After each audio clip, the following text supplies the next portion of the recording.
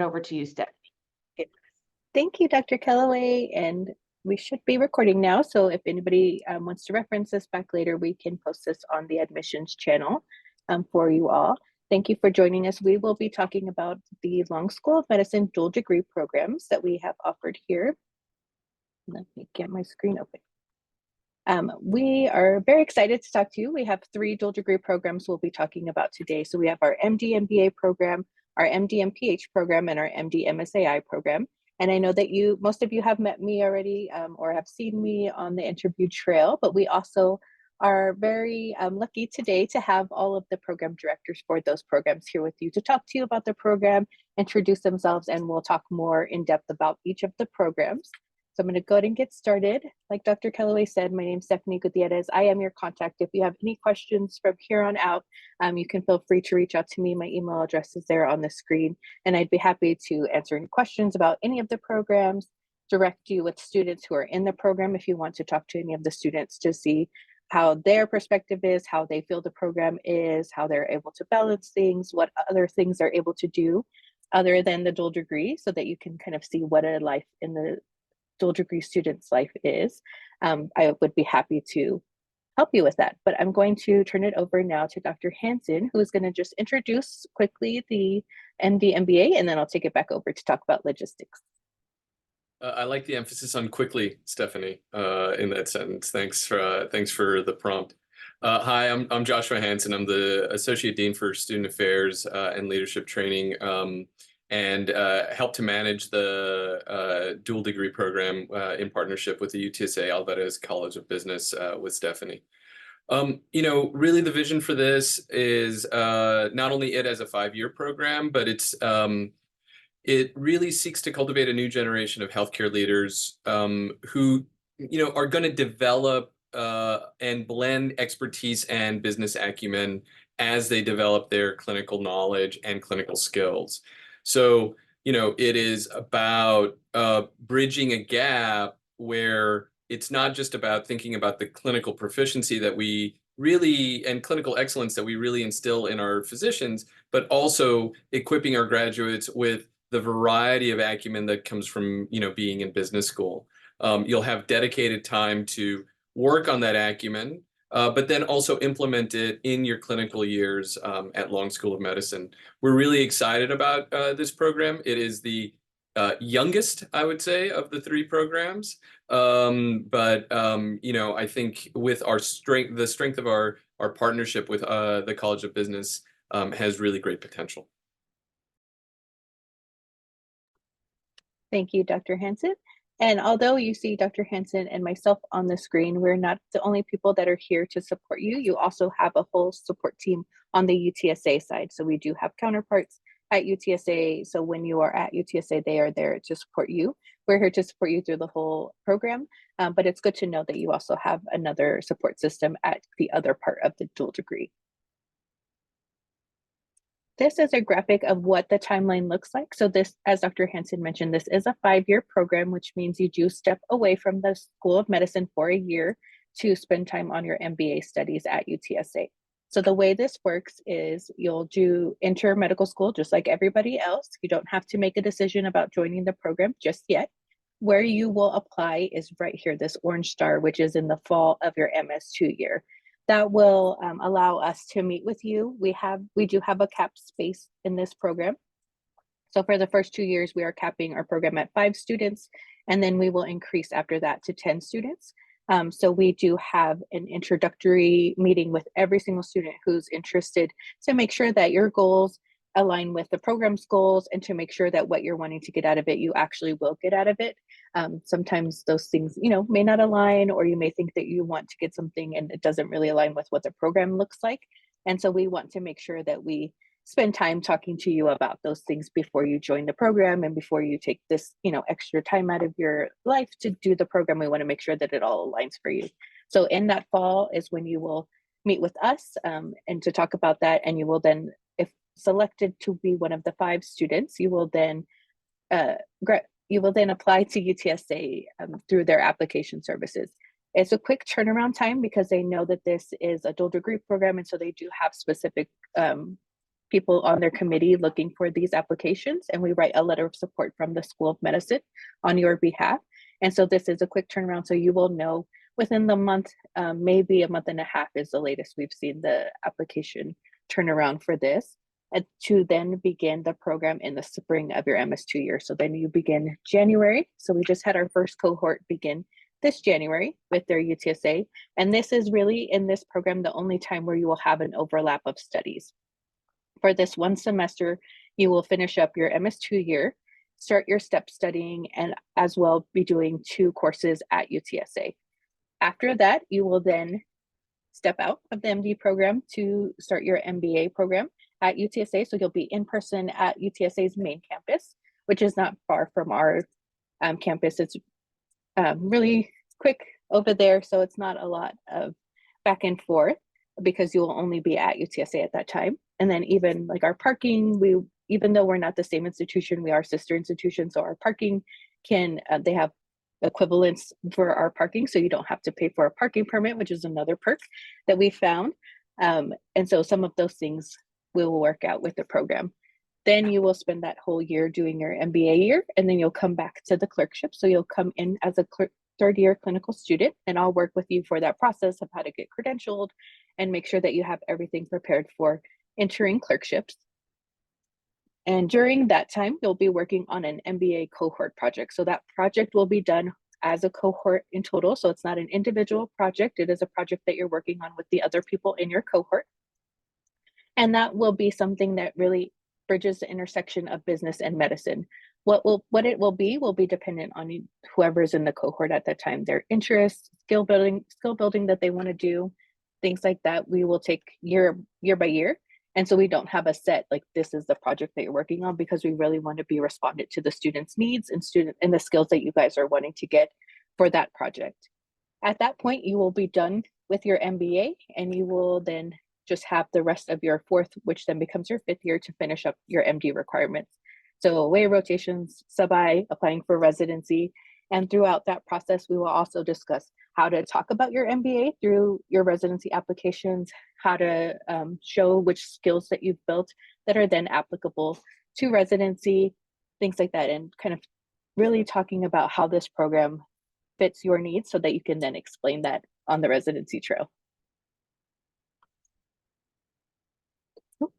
So as I said, you apply as a fall MS2, so you do have to be in good academic standing. So you do need, there's not a specific GPA that you have to have, but we do need to have you in good academic standing, which just means you haven't failed any courses, and you're doing good throughout your modules, your preclinical modules. The application, like I said, you have an intent to apply with us. We will then meet with you, and then you apply officially through UTSA. All of the coursework is done in person. The only time where there's some variability is that first semester.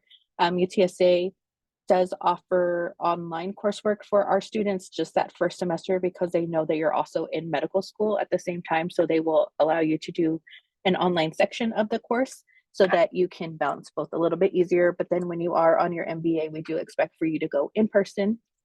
It just helps with cohort formation, getting to know the students who are in your MBA courses, being able to talk to your faculty there with you, being able to network. That's a lot of what this is, and that's why we ask you to go in person. And really the only overlap is at MS2 and then the cohort project during MS3 year. And then, like I said, although UT Health San Antonio sounds the same as UTSA, we are not the same institution. So tuition will be paid separately. You'll have your MD tuition and you'll have your MBA tuition. However, we do have a pipeline through the School of Medicine to be able to, if you have financial need, to work out a pathway to request extra loan money from the School of Medicine for your MBA coursework. We have that pathway that we use now, which we'll continue to use. And so you'll work with me and the financial aid office to kind of process that out. And this is Jose, who's in our first cohort this year, and just with the quote of why he did the program. So that's, for you guys to read over. And if you'd like to talk to Jose, please let me know. He is in his first semester of the program, so his student perspective might not be that longitudinal because he's just starting out. But if you'd like to talk to him about what he's getting out of it, let me know and I can connect you with Jose. That's also our email address for the program. And if you scan that QR code, it'll take you to our website. At this point, are there any questions about the MD MBA before we move on to MD and PH? And we will also have time at the end, but I just thought I'd pause now and if anybody had a pressing question.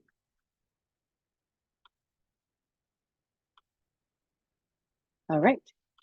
Like I said, we have time at the end, so if you think of something, we can come back to it.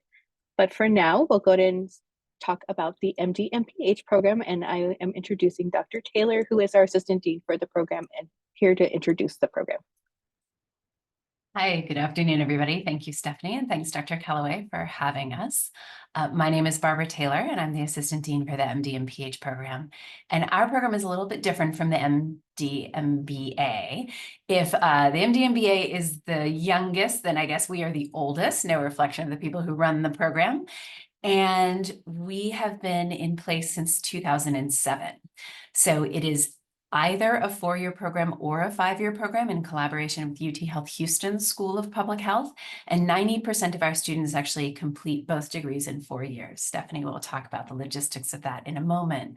But the reason you might want to get an MD and PH is that our goal is really to prepare physician leaders with skills and knowledge to improve the health of communities through direct patient care, advocacy, research, and improvement of health systems. So if you're focused on public health or interested in improving community health, I would encourage you to consider the MD and PH.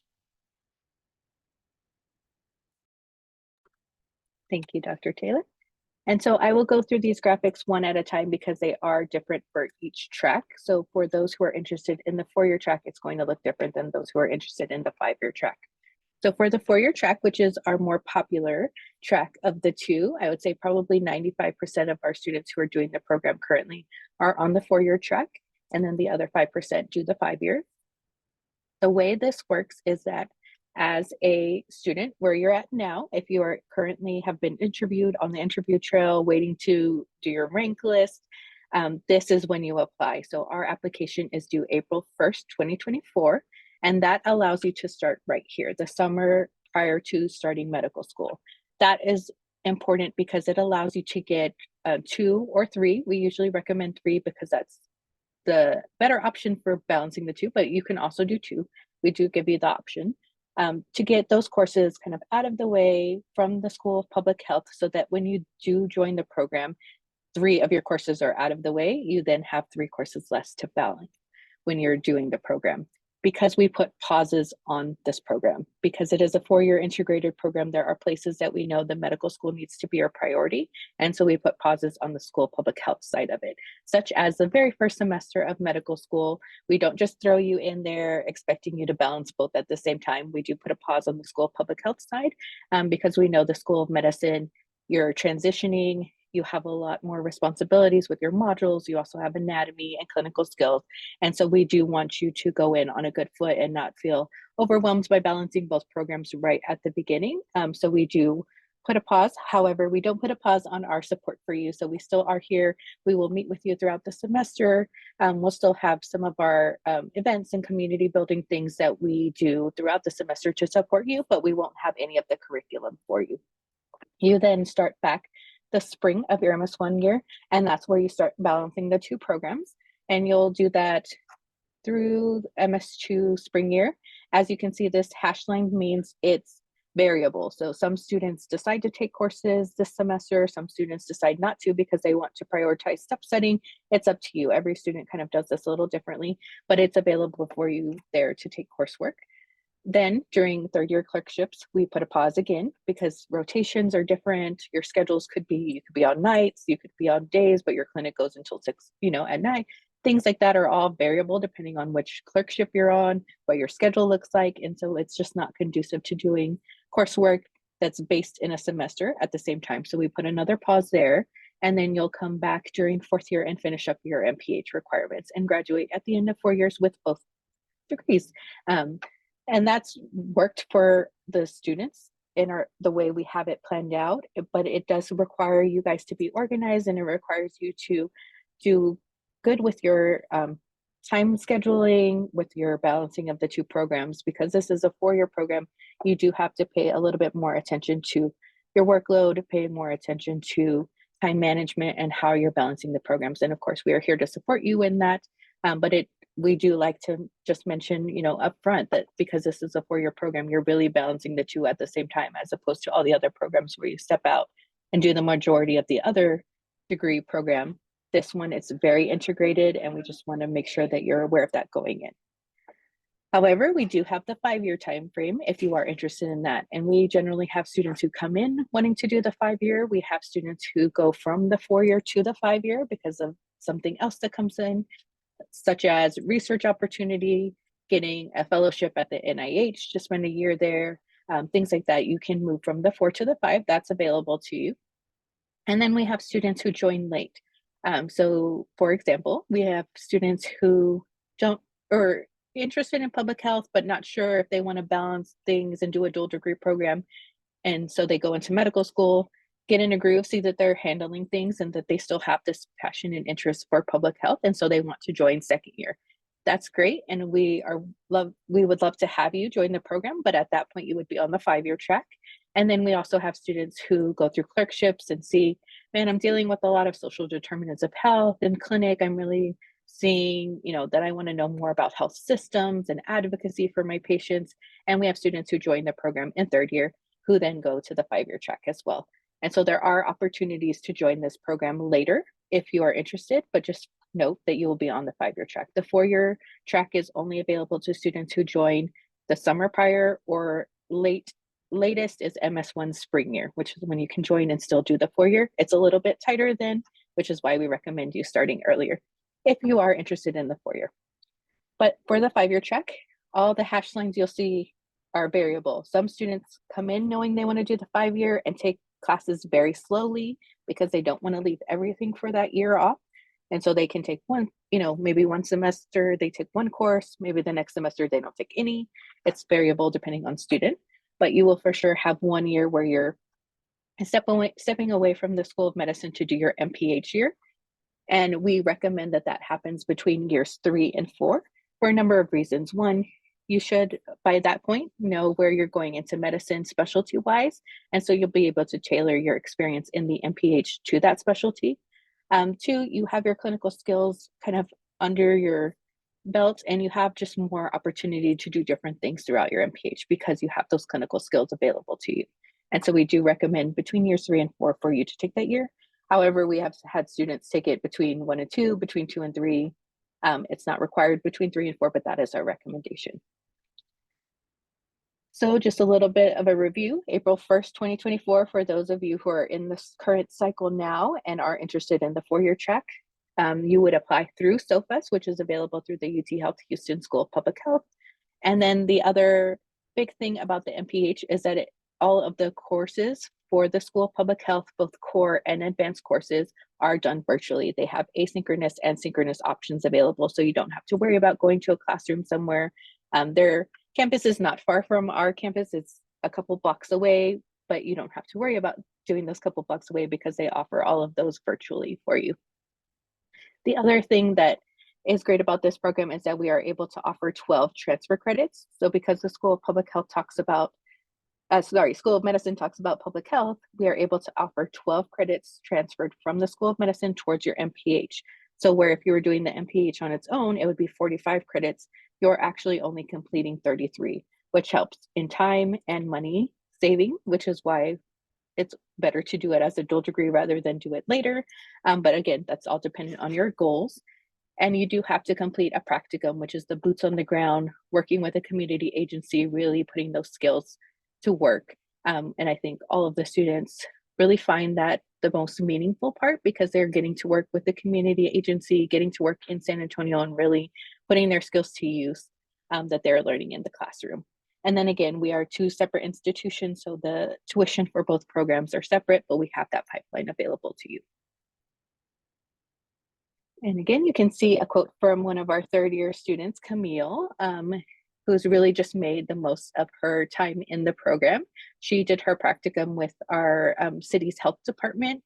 And so that she was able to see how a city's health department works and understand how it works with policy and legislation, which was her focus on her practicum. And so that was great experience for her going forward to understand how do some of these initiatives that a city runs affected by the state's legislation and how they do things. And so I think she had a great and meaningful experience.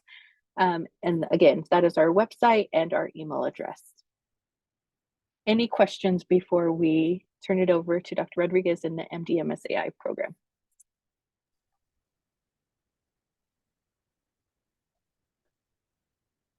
Hi, I had a quick question. Do you have Yeah. any other examples of like the boots on the ground projects that students completed? Yes, we do. I can give one, and then I'll ask Dr. Taylor to give another one. So I would say one of our most shining examples was during COVID. Our students saw how much in need the food bank was. So there's a famous picture that was taken of the line at our food bank and how long it went. And so our students realized, there's really an issue here with food insecurity and wanting to understand, was it exacerbated by COVID, or, was it just there and people didn't realize the resources available to them? And so they did a project surveying people who got a bag from the food bank. They put in a little survey asking for people to answer questions like, did you have food insecurity beforehand? What was food insecurity? Will you continue to use services by the food bank after this? And then they were able to give that back to the food bank to be able to say, this is what the people, getting your services are responding, so that they could better understand the community that they were serving as well. I think that's one of our shining examples, but Dr. Taylor, do you want to give another one? Sure, I will. So that's an example of a community-driven project. We also have projects that are very healthcare system driven. So we've had students analyze how resources are used within our partner, University Health, and look at quality improvement process within University Health. One of my favorite examples is there is a fellowship that you can get through UT system called the Archer Fellowship, and it is a policy-specific fellowship. And getting this fellowship counts as your practicum, and it is funding that sends you to Washington, D.C., and you can be embedded in a policy governmental institute or something like a policy think tank or an advocacy organization. So we've had several students at this point do an Archer, one of whom worked within the Department of Health and Human Services on hepatitis C treatment, one of whom worked with an environmental think tank on the healthcare impacts of environmental change, and one of whom worked with a women's health advocacy organization. So there are lots of different opportunities to do different things. Really, your practicum, your sort of boots on the ground experience should be related to what you are passionate about and how you see your own career integrating public health and medicine. Awesome, thank you. Thank you for the great question. Priscilla. Can you hear me? Yes. Okay. Thank you so much first for organizing this event. My question is a little bit specific, so feel free to give a general answer or as detailed as you prefer. I'm debating between the public health, business, or distinguished track. For someone who's interested in having their own primary care clinic that has community-backed initiatives, what would be good advice to differentiate between the programs? Priscilla, that's a great question. I'll answer it, and then I'll also let Dr. Hansen maybe comment about the MBA piece of this. So as far as the MPH, I think our students learn many skills and sort of tools, as well as overall learning and perspective that's relevant to primary care delivery and community. So things like doing a community needs assessment, figuring out what are the needs within the community that you could respond to. We learn a lot about health systems.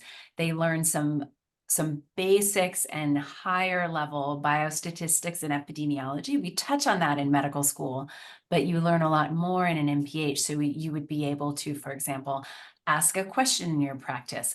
Which of my patients are struggling? Why are they struggling? Could they do quality improvement projects? So there are a lot of relevant skills, but I think our students talk a lot about the public health lens and what does that mean? And generally it's, okay, Our students at Long get very good at caring for individual patients. The goal of the MPH is to broaden that perspective and think about how can we also serve for the health of our community. And so those tools are the types of tools you will get from the MPH. I'll let Dr. Yeah, I think I think it probably depends, right? And that's you have a very specific question and you're going to get two answers that are like, well, it sort of depends, right? In a solo practice that is interested in the community, it really is dependent on what it is what role you want to be in the operations of that practice. I can see where both would be beneficial in terms of advanced skills. Is this are you more curious about engaging with the community and working towards exactly the things that Dr. Taylor just mentioned, or are you more interested in the strategic thinking, the planning, and the backbone of the efficiencies of the particular practice to harness, all of those things into the systems of care that are within the practice? And that would have to be a conversation with you. What I don't think is necessary is both. I don't think in the context of medical school, right? Because I'm sure that the gears in your head right now are like, well, I'm going to do both, right? I'm going to do the 4-year plan and then the 5-year plan, and I'll be able to get like both of these degrees. I think when in your own reflection of this is to think about what it is that you want to lean on during the time that you're developing as a physician in order to create that foundation as you exit, right? Because a lot of these skills, as we describe them, are skills that you can develop at some point later in your career as you begin to identify the gaps. But for you to consider right now, as someone entering into medical school, as someone that's coming in, what are the things that I want to develop alongside my practice in order to be able to, exit into further clinical training, or even inform which residency program I want to go to? Not, and I'm careful to say that it informs what residency program you want to go to, not to make you more attractive to a residency program. Because what you're then going to be looking for is, I have this foundational knowledge that's been developed. I'm a good clinician. How can I further advance all of these skills? What are the programs that suit me well? And so I think it really depends. I think it really depends on what it is that drew you to that particular one. I know we need to talk about the MD, MS, and AI, so we could have this conversation for a while, and you could certainly connect us to have these conversations, but those are the things that should be in your head as you're making these decisions. Thank you. Thank you. We'll go ahead and go on to our next program, and then at the end we'll have time for more questions that you guys may have. So I would like to introduce our program director for our MD MSAI, Dr. Ronald Rodriguez. Thank you, Stephanie. So I think as you listen to these opportunities, you start to get the broader picture that at the Long School of Medicine, we're offering tracks that further differentiate you, primarily developing your leadership skills in one area or another. And the MS and AI is no different in that regard, except it's perhaps a bit more technical and specific. And so within the last few years, there's been an immense amount of growth in artificial intelligence, and its utilization in technology has been staggering. Within just the last year, we've seen the advent of these generative AI techniques that allow us to really see for the first time the possibility that there will truly be artificial intelligence to the level of human intelligence within our lifetime, and perhaps even within a decade. And if you believe the people at OpenAI, perhaps even next year. And so these technologies are going to profoundly impact the practice of medicine in the future. But they are largely driven right now by tech entrepreneurs, and the tech sector controls almost all of it. And so our vision is to try to change that dynamic, that we have physician leaders who are going to be driving how this is implemented in healthcare. And our goal in this vision is to train those physician leaders in the real details of artificial intelligence so that we can be the one to direct its applications, its use, to ensure that we deliver quality care efficiently, compassionately, and with an emphasis towards cost effectiveness and eliminating or minimizing health disparities. And so this is where we're really going with this. I think that all around, our program requires a significant amount of background to be able to apply. So you're going to have to know some programming. You have to know computers at a level much more than simply how to navigate through a URL or a web browser. But actual coding experience would be helpful. Significant mathematics background would be helpful. Linear algebra, calculus, statistics, these things are all going to be helpful. The other thing that I think is really differentiates us among other programs in the country is that ours is a somewhat integrated program. So UTSA and UT Health Science Center both contribute to the education of our students, but in complementary ways that haven't been applied in the bioinformatics and in computer sciences area before. So we are the first in the nation to actually offer this type of a degree program. And in our program, we have mentors from both UTSA and UT Health that are working with each student specifically to develop projects demonstrating their acquisition of computer skills and machine learning and artificial intelligence, and in a thesis that is subsequently completed at the end of the training. And so the data all comes from the Health Science Center. The rigorous training comes mostly from UTSA, and then there's an integration between the two campuses that I think leads to a polished student who understands and can actually practice the skills in a very meaningful way. Thank you. So looking at the track, it's similar to the other 5-year tracks in that you step away from the program, but where you step away and how you step away is a little bit different. So for this program, you don't do anything the first 2 years, you do your preclinical years just like everybody else in our MD track, as well as you enter the clerkships. It is during clerkships where you then discover that you want to do this program, or you've already discovered that you would like to do this program, and you apply in the spring of your MS3 year. So you'll see that orange star right there. You then take a year off in between years 3 and 4 to do the majority of your Master in Science and Artificial Intelligence at UTSA. You will be at their data science campus, which is their San Pedro 1 campus, which is downtown. So it is not the same as their main campus, which is closer to our campus here. So we'll help you distinguish that if you do join the program and make sure you know where you're going. But it is important to just note that because that building is where all of their data science is held. And so you'll be able to meet people who are doing AI, doing other data science. You'll be able to see the cool machines that they have there and be able to have access to that information at that campus.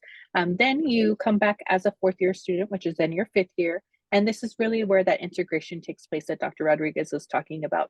The blue that you see here on the track are actually electives run through us here at the UT Health Science Center that you then transfer towards your MS.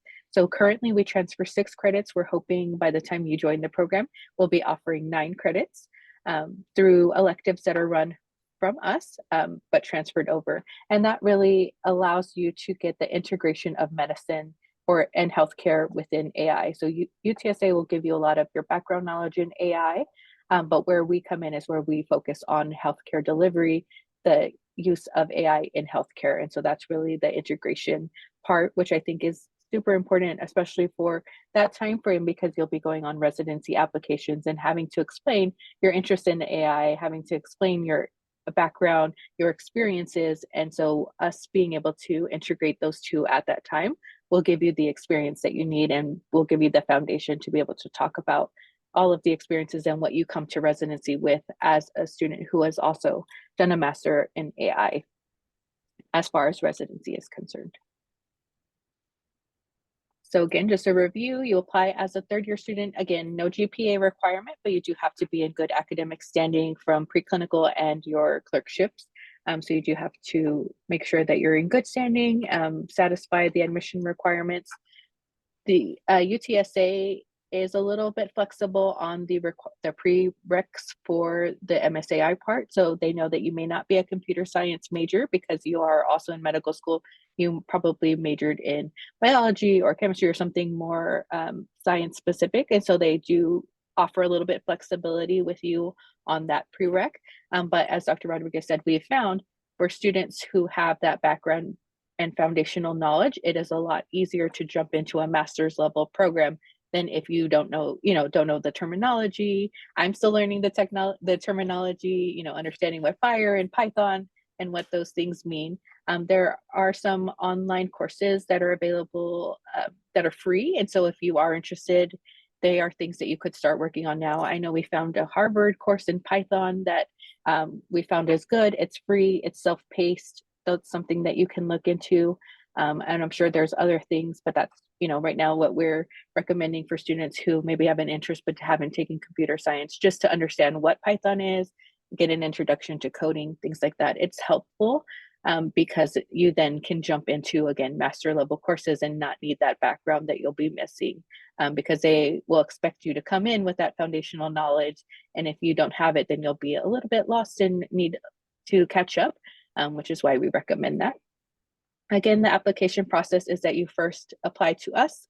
We sit down and meet with every student to talk about the goals of the program, the goals of the students, how they mesh, and if you are a right fit with background information, your foundational knowledge, making sure that you have those things to be successful. We then send a letter of support on your behalf to UTSA so that when you then apply to UTSA directly, they'll have your letter from us and know that you are a dual degree student and be able to process your application a little bit faster. The coursework for the MSAI is 30 credits. Again, we offer at the moment 6, and we're hoping to offer by the time you join the program 9 credits that you would get from the School of Medicine towards your MSAI. So at the end of 5 years is when you graduate with both degrees. There's no overlap in when you are at UTSA and when you're at the School of Medicine. There's overlap in terms of transfer credits, but not overlap in terms of when you're at both schools. It's very clear during your MSAI you're at UTSA, and then all the other years you're here with us. We just transfer those credits for you. And then, as Dr. Rodriguez mentioned, there is an application part of this, the thesis, the application of doing a research project within AI, and that can vary based on your interest in specialty, based on your interest in AI, which kind of track you're going with. So UTSA has different tracks. They have data analytics, computer science, and then autonomous systems. And so depending on which track you do, your focus is going to be on that part of AI. And so that varies for each of our students, and that'll vary for you based on what you're interested in as far as medicine. Our students this year are going into derm and I think radiology. And I think so that's also, very different, 2 different specialties there. And so how they apply AI is going to look very differently. This is one of our graduating students, Ari, and why they joined the program. And as well, again, our email address and then a QR code to our website. And if you'd like to be connected to any of the students you see or any of the students you don't see on the screen, please let me know and I'd be happy to connect you. And then our last thing is, so we've talked a lot about like what the degree requirements look like, how you apply, how you get through the programs. But one of the things that we offer that I think is truly unique here at Long, talking to other dual degree programs throughout the nation, we've been able to see how unique this really is our focus on professional formation. So we don't just care about your degree requirements and how you're progressing through those things. We do care about those, but we don't just care about those. We also care about how you're forming who you are. So who you are as a physician with these additional skills in business, in public health, in AI. What does that mean to you? What does that mean as far as skill building? What skills are you looking to build during your time here? And how can we help? How can we help connect you with mentors or people that are doing the things that you want to be doing and how can you work with them. And we do this through a few different ways. So one, we have individual meetings with every student in our program. So I know every student in all 3 programs, and then each program director knows their students. And I think that's a really special part, is that we focus on that personalization, because you then get a personal experience. You really feel like you have people who are supporting you throughout your 4 or 5 years in here at Long, and you actually do. We do this through mentorship. So I think everybody has mentioned mentorship. So we have mentors through these 3 people that you see here, as well as myself. But then we have other mentors. So for MD and PH, we have specific faculty mentors that work with our students. For MD and MSAI, we have mentors on the UTSA side that we have work with you on these projects. So we put an emphasis on mentorship, because we know that that's an important part of this. We also do events. So we have lots of events where we'll bring in speakers, or we partner with our partners to bring in speakers. So UTSA has a great artificial intelligence speaker series that they have already set up, and they're looking to expand that this year. And so we'll invite you to things like that. We host a lot of sessions here on our campus. We're building a new school of public health within our UT system. And so as they build up their speaker series, we'll be inviting our students to that. And then the last way is just community, especially for our MD and PH, because it is an integrated program and our students start with us from day one. We start the community building and the community cohort formation that before day one. We start that day 0. So we actually meet with our peer mentors and meet our prospective incoming class May of the year that you will be starting. So you get to know people before even School of Medicine orientation. And I think that's really important. Because it allows you to meet people who are interested in something that you're interested in, meet them before you take courses, so that as you take courses, you can say, hey, we're in this together, let's start studying, let's start a study group. But then you also come into the School of Medicine with knowing people and having frames of reference. So you'll know me, I'm involved within student affairs, and so I will be at your Long School of Medicine orientation. So you'll have one person and then you'll have each other. And I think that's a really important part of this, is that it really is a community who's also working with the community at Long and then in San Antonio. So that's it for our formal presentation. I'd like to open it up if other people have more questions. We have a little bit of time left to be able to answer those, and they can be logistics, they can be project-based, they can be student perspective stuff. Based on what people have told me, I can answer those questions. Looks like we have Ethan. I have a question for Dr. Rodriguez for the MSAI. Yes.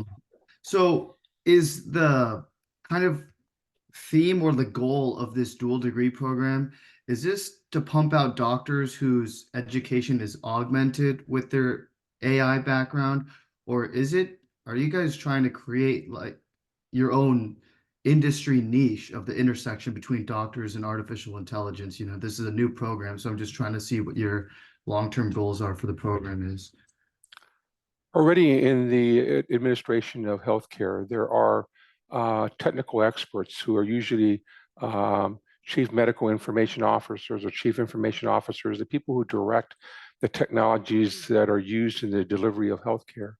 And increasingly, those people are becoming more and more technical, but they are predominantly being given the applications that they need through third-party technology developers, Epic, for instance, Cerner, these sorts of places.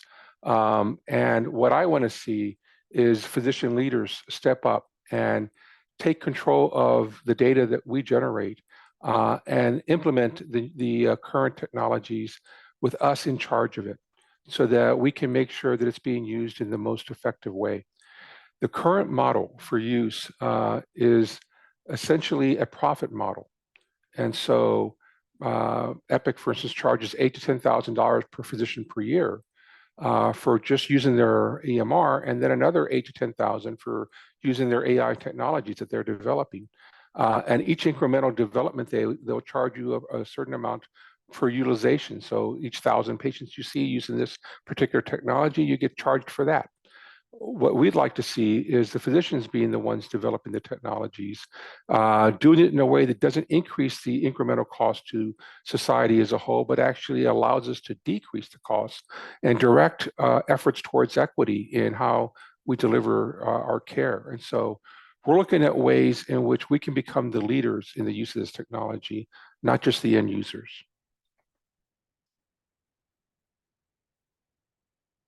Thank you, Doctor.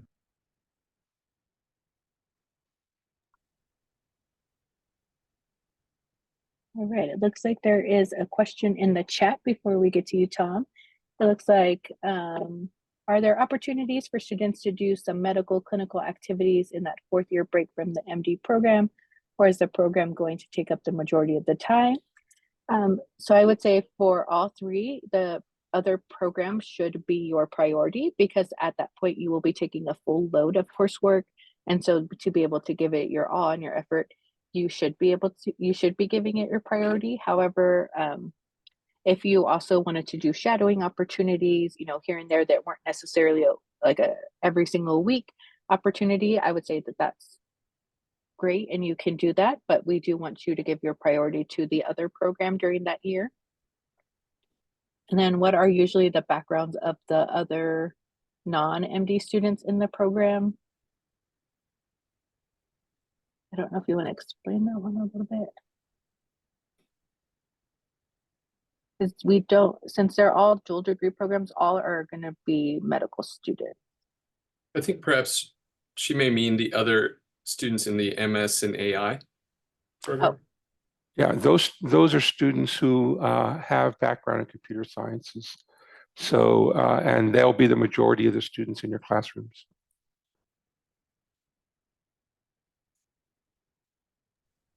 All right, we hope that answered it. If not, put it back in the chat if we did not answer it, and we'll go to Tom. Hi, I was just looking for the full course listing for the MPH, because I think for medical students, there's supposed to be a lot of electives. It's not just a single track, right? Yes, you mean our dual degree students? Yeah, You said medical students. Okay. So yes, you do enter the customized track.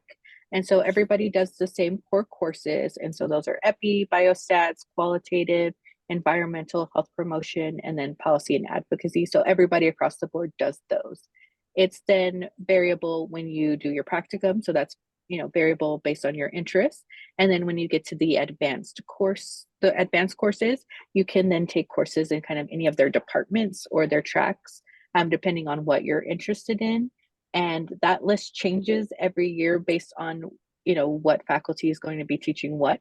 So I could give you a list now that will not be applicable to when you actually are doing the program, unfortunately, because faculty get to decide what they're teaching, and when they're teaching it, that list changes. And so we do refer to the School of Public Health to be able to give you that list, because they have the most updated. And so unfortunately, I don't have a list of those courses to be able to share, because it is under the UT Health Houston School of Public Health umbrella.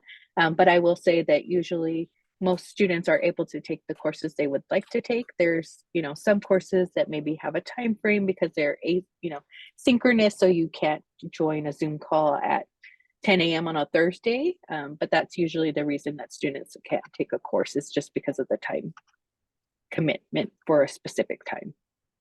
Stephanie, I would also say, just Tom, in case you're interested in sort of what the higher level courses look like, there are higher level courses in sort of each of the areas of public health that our students are often interested in. So for example, if you're very interested in health systems, there are health systems and health leadership higher level courses you can elect to take.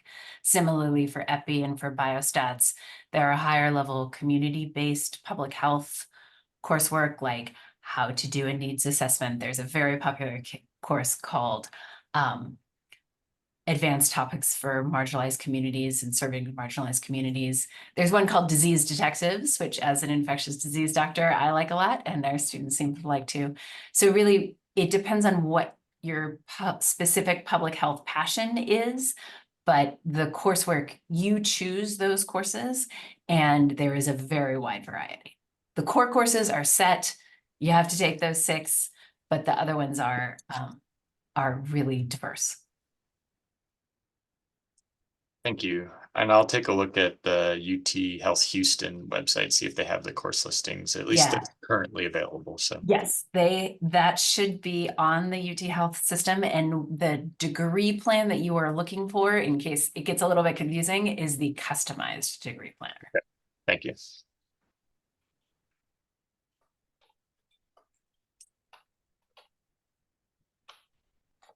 I've got another question for the MSAI program. Sure. So I wanted to talk a little bit about the prerequisite course load. I mean, so I'm a bio major, that's my background, biology. But I am interested in the computer science. I've been, teaching myself on an amateur basis in my free time, but I'm just curious, is there maybe you might not have specific courses that you have to know, but is there some sort of project that you're going to have to do to demonstrate, capability of handling the rigors of the dual degree, or how do you guys really screen through candidates? We currently have some first-year students that are forming a interest group for AI in medicine.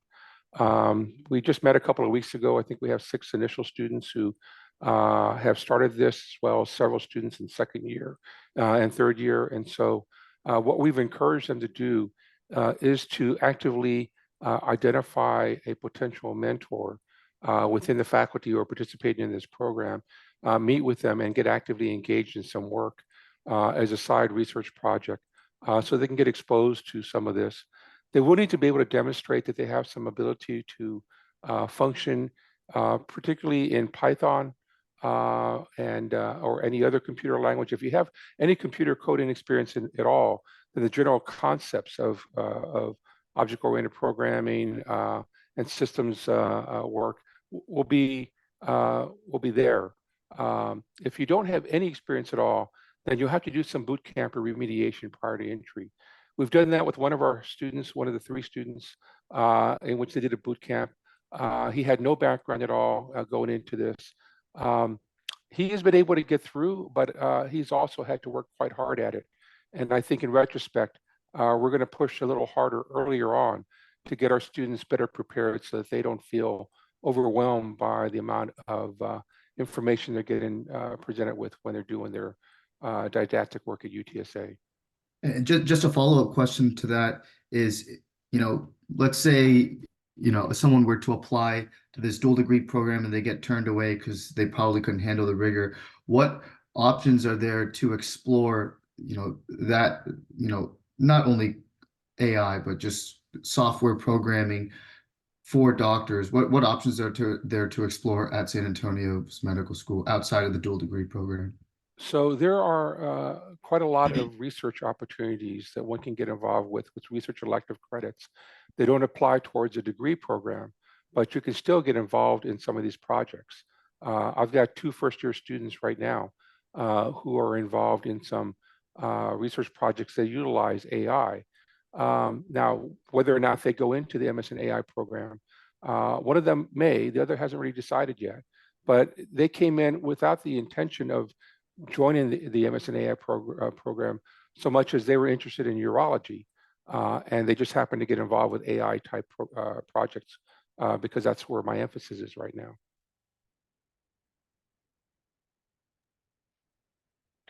Looking at the time, we want to be mindful of people's time. So thank you so much for being here with us. Like I said, if you have any other questions, please contact me, contact any of the email addresses that you see on our websites. Thank you, Dr. Kellaway, for allowing us the time to be able to talk to all of you. If you have any questions, give us a call. And then we'll also have this recording with Dr. K and her channels for you to watch over, or if you want to review anything. Thank you again for being with us. Thank you. Thank you.